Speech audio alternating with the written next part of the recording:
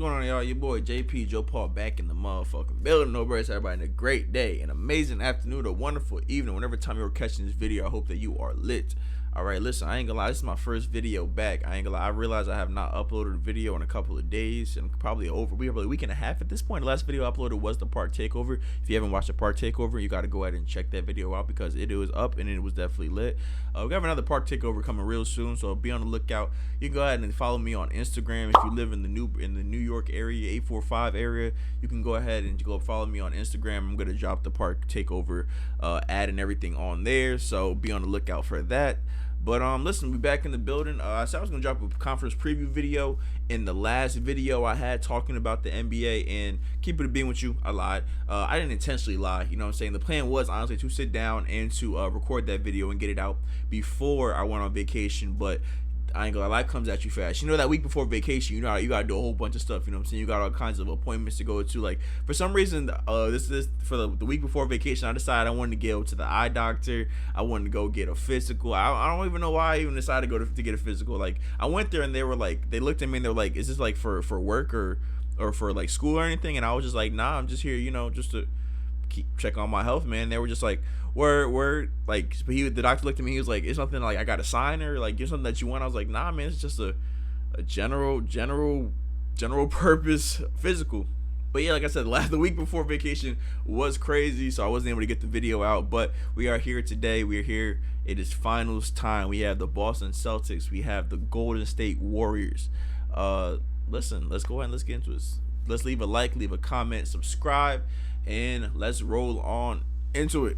All right, so this video is actually gonna be pretty interesting. All right, it's gonna be like a two-parter kind of video. All right, I'm gonna try to keep this part one of the video kind of down. So part one is gonna be my preview of the entire series. Right now it is 6:30. The game will not be for another 2 hours or so. So I'm gonna sit down here. I got a couple of notes written down. I'm gonna think out my thought process on who I believe is going to win the series and in how many games. And that'll be the first part of the video. And then the second part of the video will be my reaction to game one. And I'm only doing it this way because I'm really bad. I'm a procrastinator, man. I'm a procrastinator. I got back from vacation on Sunday, and I had planned to record a video before the first game one, but I got a baby. That's just the excuse I'm rolling with all the time. I got a baby. But let's go ahead and roll into it. Let's talk about the Celtics first. All right, so Celtics coming into the finals, they're actually on pretty shaky grounds with me right now. At the end of the Heat series, I really thought that Boston was in control of the series through the entire time. I believe that up to the game 5, I believe up to game 5, the Celtics had won. I want to say like 13 out of 18 quarters. I don't feel like doing that math, but yeah, they had won majority of the quarters in the series. So the series probably really should have been over, but them having the shitter quarters they had in game 2 and I believe in game 5, it ended up making it a series. And so going into game 6 and game 7, game 2 and game 4. Game one. Okay, facts. Game 1 and game 4. Really bad quarters they had in game 1 and game 4 really came back to bite them and really cost them 2 games. The series really should have been over to 5 games. So they're really on shaking grounds with me, especially towards closing out. They closed out game 7, them being up by 13 points with I believe like 3 minutes or so, and them allowing the Heat to storm all the way back. Like, it was honestly incredible to me because I was honestly watching the game and I was texting my boy John. He's a Heat fan. And like I'm just watching the game and I'm just watching the Heat. I'm watching the Heat go on this run, and I'm watching Kyle Lowry. He knocks down the 3, and Max Strus he knocks down the 3. There's no Jimmy Butler inside during this entire run, mind you. And I'm just like, there's no way in hell that the Celtics are gonna like really let them storm back and make this a game in the last couple of minutes of this game 7. And Marcus Smart decides to take it upon himself and become the hero, became the one-man show, and he takes 5 shots down the stretch, misses all 5. And I ain't gonna lie, once that last one came off once that last shot came off the rim and Jimmy Butler comes down with the rebound, listen, I'm thinking what everybody else is thinking, either overtime or yeah, and I'm thinking really more so overtime. I'm not thinking he's gonna come down, he's gonna pull a 3. But him coming down, him pulling the 3, I was just like, whoa, first and foremost, because The thing is, I remember the shot earlier in the game where he come down on the shot it on the right wing, and he had pulled a right wing three in transition and he hit it. So I wasn't necessarily like furious with the shot. I was just kind of taken aback. I was like, okay, I expected him to drive that and see, maybe try to get an and one, get some contact or something. But he was like, no, I'm gonna pull this bitch for the game. And listen, the controversy that came after it, I believe, was completely ridiculous because it's a good shot at the end of the day. You know what I'm saying? The guy played every minute of the entire game. He's the reason why, for the most part, they're even in the game. They make a furious run towards the end of the game. I don't believe that if they go to overtime, they have any chance of honestly winning overtime and coming out and then them being in the final. I don't see that happening. I saw that they were beat up, they were depleted, and that was just their last gasp as the first seed for them to make it a game down the stretch. But here we are in the finals with the Celtics. Tatum's been playing extremely well, I will say, to a certain point. He's actually been kind of shaky too, from what I see. He's been kind of turning the ball over. He hasn't been as efficient as he has been in previous rounds. I definitely see like the attrition. I definitely can see the fatigue settling in on this Boston team. Marcus Smart he's been beat up a little bit. Robert Williams, he's missed a couple games. Al Horford, he missed a couple games. It's been kind of rough. It's been kind of rough for the entire team as far as health goes. But I feel like them coming into this series after these three games, after these 3 days of rest, it's gonna be huge for these guys. So them going into a game one in hostile territory, Chase Center. The good thing about the Celtics is the one thing that does travel with good teams is defense. So them going into this environment, I do see them in a position where they will be able to be that top defense they have been since January 1st. I don't have the exact numbers, but they have a historic defense. We're talking about greater than the 96 Bulls, greater than the 17-18 Warriors, like historic defense since the new year. I'm not gonna lie, a question mark I do have for the Celtics coming into this series is will their role players continue to be great like they have been this entire playoffs. I'm talking Grant Williams, I'm talking Peyton Pritchard, I'm talking Al Horford, I'm talking Robert Williams. He's been healthy. The role players for the Celtics have been playing phenomenal. You know what I'm saying? They've come and they've really just excelled in their roles at a level that I really don't feel like other teams and other players. Oh my gosh. they've been performing in a way that I don't feel like other teams' role players have been able to keep up with. So going into this series, that would be something that'll be really, really big to them. If they can keep that going, if they can get a game where Grant Williams hits 5 threes, or maybe Peyton Pritchard comes in and he gives you 15 points and doesn't give up 30 points. You know what I'm saying? Like something like that. They're gonna need a lot of those games to go their way in order for them to win this series. All right. And then another thing that's been really shaky for the Celtics, I touched on a little bit earlier, is closing down the stretch. This team has not been good.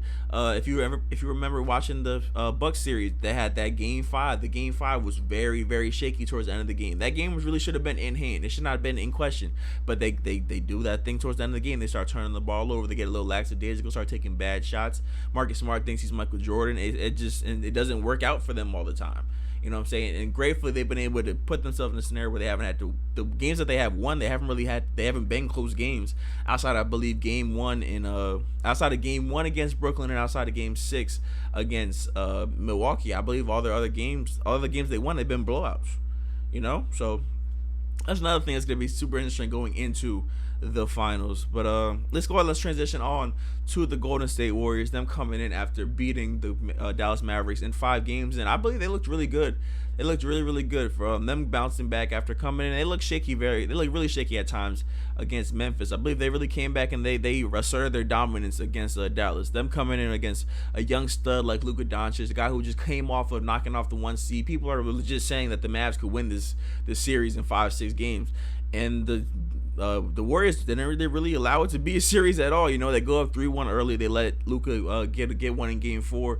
But in game 5, they go ahead, they put their foot on their throats, and they make their way on to their 6th finals in 8 years. That's incredible. That's really incredible. Like, due to the fact, you also gotta remember LeBron James went to 10 straight by himself, but the fact that this team, this lineup in particular, has been able to stick together and stick together, keep some pieces, add some pieces, eliminate some pieces, and they're still able to be a competing team, one of the best teams in all the league. And here they are back in the finals. Some really big positives for them going into these finals. For one, they're healthy. They're probably they are definitely without question the most healthy team left in the playoffs.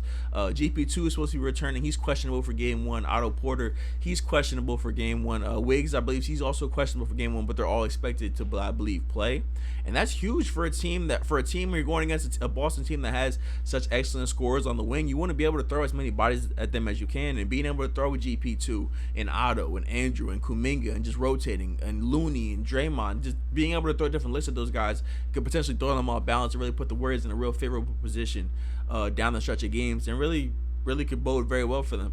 But the one thing that the Warriors will have to keep their mind on for they have to keep this. They have to keep this one thing to a minimum, or this Boston team will definitely tear them to pieces. I've seen them do it, and that one thing is turnovers. They have got to keep those turnovers down. The Warriors there at times they are just like a really bad street ball game. You know, sometimes when you go to the park with your friends and everybody wants to try to be like the fucking Harlem Globetrotters, they're trying to go between their legs and throw behind the back passes. You're kind of just like, oh, this is just ugly. This is nasty. That's how the Warriors play sometimes, because they're so good and they feel like their offense is just gonna flow and it's just gonna work sometimes. And it doesn't always work out for you like that. You know, so these other teams are professionals too, so they thought they're gonna make a play on the ball. And you can't just throw the ball willy nilly and expect them not to make you pay. And the games that they have lost in this postseason has been because they have not only missed shots, but they've also turned the ball over at a really high clip. And against a Boston Celtics team that has excelled at turning those turnovers into points, that's going to be huge going forward. That's going to be huge, a really big emphasis on the series. The Warriors have, it's the same thing that the Celtics have working for them, is their role players. That is Kevon Looney looking like Hakeem Olajuwon, Andrew Wiggins looking like the #1 pick at times in that Dallas series. Jonathan Kuminga, he's played well. Poole has played well, even though he's kind of cooled off since that Denver series. Their role players have also been playing at a super high level. And then it really comes down to a point, and I had this down for one of my keys to the series: whose role player is going to keep performing? Who's going to be able to keep playing at this high level? The Warriors have this free-flowing offense. The Celtics have an offense that kind of replicates it, minus a lot of the movement. But who's going to be able to keep their guys going for the fact where those stars aren't even going to have to work that hard? You know what I'm saying? I was watching Undisputed, and Shannon Sharp was saying how he expects that Jaylen Brown and Jason Tatum should combine for 50, 60 points a night. And frankly, I don't see that. I don't see them coming out and them averaging 30 apiece, them averaging 25 apiece. I frankly don't see that. All the bodies that the Warriors going to be throwing at the Celtics, it's going to be really challenging for them for both of them to be going off. You know what I'm saying? I definitely see times where JB has it going, and then JT, they're going to rotate, but I don't see a way where at the same time they'll both be going off for it. Yeah, listen, I think I'm going to go ahead. I'm going to cap this off right here, and let's make a prediction. All right, so for this 2022 NBA Finals, I'm going to have to go with Warriors in 6 games.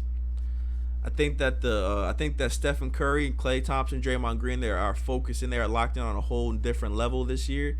I think that over the course of the entire season, we've kind of been getting prepped for a Warriors Finals run, and I believe that it's time for them. They're going to cap it off. You know, I believe that their offense will be able to thrive even against this Celtics defense. The Celtics defense likes to likes to switch, like to move around, like to fly around a lot. But I feel like with the Warriors' constant movement, they'll be able to get matches that they like out of all that, and they'll be able to make the Celtics pay more than the Celtics will be able to make them pay on the offensive end, and they will be able to win this game, and they'll wrap up Game 6 in Boston, winning their 4th championship in 8 seasons. But that's all I got for part 1. You know what I'm saying? And so I'm going to see you guys in part 2 after the game. Alright, so we are back with part 2 of the video. If you made it this far, I appreciate you. You know what I'm saying? How was game 1 for you? Let me know down in the comments. Game 1 was actually a really interesting game. It's just how it turned out, you know what I'm saying? How the game paced, how it flowed, and how it ended up turned down the stretch was really surprising. So yeah, the Golden State Warriors, they come out and they lose game 1 on their home floor, their first loss at home all postseason. And they lose 120-105. They go into the 4th quarter up by 15 points, I believe, and then they run into the Splash Brothers in the forms of Derrick White and Al Horford. Derrick White, I believe he hit 6 threes on the game. Al Horford, let me not start saying stuff. Let me actually pull up the box score. Al Horford, he comes out, he gives you 6 threes, comes out and gives you 26 points. Derrick White gives you 21 points and 5 threes of his own. Something about having a baby during the postseason really escalates guys' stats. If you guys remember back in the 2019 finals, Fred VanVleet, he had a baby during that playoff run. And in the finals, listen, that man could have been finals MVP if it wasn't for Kawhi Leonard. So something about having a baby and being an NBA player boosts your stats and boosts your attributes and makes you just hoop on a whole nother level. You know what I'm saying? That's why I gotta get to the league. I might just start having kids really every year, career after year, career year after career year after career year after career year. You know what I'm saying? I'm trying to be the goat out here. You know what I'm saying? I'm right, man, with like 30 kids. That's probably why Wilt was so good. Honestly, Wilt was out here piping bitches right, left, and right. He's probably like, listen, the more seeds I put out there, the greater I'm gonna be. And listen, bro, you average 40 in a season. I can't say the shit's gonna work out for him. You know what I'm saying? But yeah, listen, let's go ahead. Let's talk about the game. So the Warriors come out. Steph Curry gives you 21 points in the first quarter, 6 threes. Really everything that you want if you are a Golden State Warriors fan. Steph Curry has his reputation for some reason of not being a guy who comes out and performs in the finals. So him coming out and give you 21 big points is really, really key. He finishes with 34 on the game. Let's see. Klay Thompson, he comes out. He gives you 15. Wiggins gives you 20 points. Draymond puts up a really, really bad game. He had 4 points, 11 rebounds, 5 assists. His shot terrible. He shot 2 for 12 from the floor. 0 for 4 from 3. Like the thing with Draymond is really hit or miss. Like when Draymond's hitting that one shot that you need in the fourth quarter, I'm okay with that. You know what I'm saying? Draymond's got a good habit of hitting that shot when you really need him to. But Draymond coming out, him shooting 4 threes, that wasn't really what we were expecting. I think that he really came out. He personally expected that it was going to be like a game 7 kind of a thing. You know what I'm saying? I remember that game 7 in 2016. He comes out, he drops 37 points, I believe. Yeah, he thought we were getting that Draymond Green today, but with the Draymond Green we ended up getting was just the Draymond Green that's not an offensive threat, and we're playing against a team that has 5 excellent defenders at any given time on the court. You really don't want to have a liability like that on the court, especially if Draymond's not going to come out and get a playmake at a super high level. He gives you 5 assists today, but that's not really like 5 assists, 11 rebounds, 4 points on his shooting splits. It's not a good look. He misses 2 not two clutch free throws, but 2 big free throws down the stretch when they're reeling, and those free throws really, you can see how it just deflated the rest of the group. I'm not saying that he was the reason why that whole thing was happening, but that on top of everything that was happening, Steph Curry missed a bunny at the rim. Nobody really played good at all in that fourth quarter. So let's go ahead. Let's actually just go ahead and just pivot right to the fourth quarter. So they go into the fourth quarter up by 15 points. They have a great third quarter run. They end up winning the third quarter. They win the third quarter 38-24. So they win the third quarter by 14 points after going into halftime losing, honestly. So up by 15 going to the fourth. Personally, I'm thinking all they have to do really is just keep pace. You know what I'm saying? They don't have to play excellent going to the fourth quarter. They just need to really keep the score even in the fourth. But them coming out and them losing the fourth quarter 40-16. And I believe that it all really starts in the beginning of the fourth quarter when Jaylen Brown gets it going for the Celtics. Jaylen Brown actually had himself a really good game. I believe he finishes with 26 points or something along those lines. You know what I'm saying? So he comes out, he gets the scoring going for the Celtics in the fourth quarter. And the thing that I maybe I'm just not respecting it enough is how good this Celtics defense truly is when it really needs to be. When they need to get a stop, they are really good at getting that stop. When they're on a run, they got the offense flowing. They make their defense even better. You know what I'm saying? Like I don't feel like their defense is really shining that much through the first 3 quarters. You know, like the Warriors really work. I feel like they were getting everything they wanted. They played terrible. Decided to play drop coverage against Stephen Curry for whatever reason. He coming off the screens. You got Robert Williams and you got Daniel Twice like 10 feet behind the 3-point line. I'm not sure like that. That definitely will be fixed going to game 2. I'm sure for the Celtics. But for that to be their game plan or how it panned out in game 1 is kind of questionable. So that defense was not looking all time really at all. It was not looking all time great at all. But in the fourth quarter, and they're able to just clamp down. Steph Curry, I believe he scores 6 points, 8 points or so in the fourth quarter. He has, I think his last bucket with like 6 minutes left to spare, and then that's it for them. You know what I'm saying? They start to go on a big run down the stretch of the game. I believe at one point it was like a 13-0 run, 14-0 run.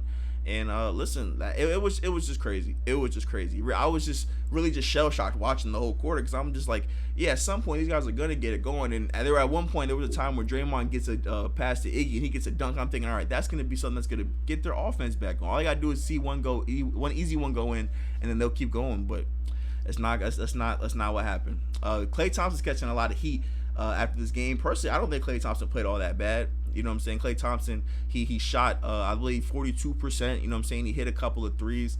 He didn't have a great fourth quarter along with anybody else, but I don't think that Klay Thompson plays exceptionally bad. Jordan Poole, I really can't say that anybody outside of Draymond really played exceptionally bad. Nobody played exceptionally great outside of Steph, but nobody played exceptionally bad outside of Draymond. So let's go on. Let's pivot over to the Celtics. The Celtics, they really came out here and they stole this game one. I really thought that this was going to be something, a game that they were going to just, they got to just take this one on the chin and they would come back in game two and try to even up the series. But them going into game two has to give them all the confidence in the world, knowing that they can come back and down 15 on this team. Jason Tatum has himself a very poor game. I believe he only has 17 points, 13 points. Jaylen Brown gives you a 26-point game. I already mentioned Al Horford. I mentioned Derrick White. Marcus Smart. He has himself a really good game. As a whole, this team did a great job of keeping pace. Over the course of the entire game. There were multiple times during the game where I thought that the Golden State Warriors were going to push lead to 20, push it to 25, but they always had a Derrick White 3 or Al Horford 3 or Marcus Smart. And then the shot clock shot go in. That'll keep the lead, keep that within 15, keep it within 12, keep it within 10. So they were in striking distance the entire game. And listen, I was just shocked watching the whole thing. I really, really thought the Warriors were going to run away with this game after that third quarter. After the third quarter, I thought they were going to come out, hit a couple of shots to go up by 20 or so, and going into the fourth, and that would be the game. But I really can't stress just how dominant the Celtics team could be at any given moment. What's up with Tatum not playing good? Them coming out and them getting some great contributions from Robert Williams. Al Horford comes out and shows that he's just that dude in this postseason. There's one guy every postseason who comes and shows him like a new facet, a new skill, a new ability that you never really seen from him. And that's what Al Horford is doing in this postseason. He gets you 26 big points when you need scoring. The Celtics are not a team that I feel like it should be able to keep pace scoring wise with this this Warriors team. But when you have guys like Derrick White who can step up, guys like Al Horford who can step up, I'm sure we're going to see a Grant Williams game at some point in this game. I'm sure we'll see another Marcus Smart game in this game. And you also got to worry about Jason Tatum going. They have the firepower to keep up. It's just that, are they going to be able to do so every single night over the course of the series? So going to game two, the Warriors are definitely going to have to I really don't say they have much really to correct. Draymond, I believe he'll play a better game. Stephen Curry will, if he doesn't stay at the same level, he'll be a slightly diminished version, probably give you a good 28 points. Listen, I said they get Klay Thompson going, they get Jordan Poole going. Jordan Poole, he had himself a shaky first finals game, but I have confidence in his ability to bounce back from that. And listen, the Warriors are just they're gonna have to just keep pace and just close out the game when they have to. And for the Celtics, they gotta just keep this momentum going. Tatum's gotta wake up. You gotta get Tatum going if you guys gotta win this series. So going into game two, I do have the Warriors winning game two. I feel like that they will fix the errors they made in that fourth quarter. They will not let their offense get as stagnant. Hopefully Steve Kerr decides that it's okay to play Stephen Curry from the end of the third quarter into the fourth, or even if you want to give him a break at the end of the third quarter and let him start the fourth quarter, you need to have Steph Curry. You need to have your best players out there in the fourth quarter, especially against this Boston team, because as you can see now, Steve, they have the ability to keep up with you, have the ability to hawk you guys down, so you guys are going to have to beat this team. They're not going to lay down. So yeah, that's all I got for this video. Make sure you guys leave a like, leave a comment. Let me know what you guys think about game one in the comments, who you guys think will win game two, and I will see y'all in the next video. Peace.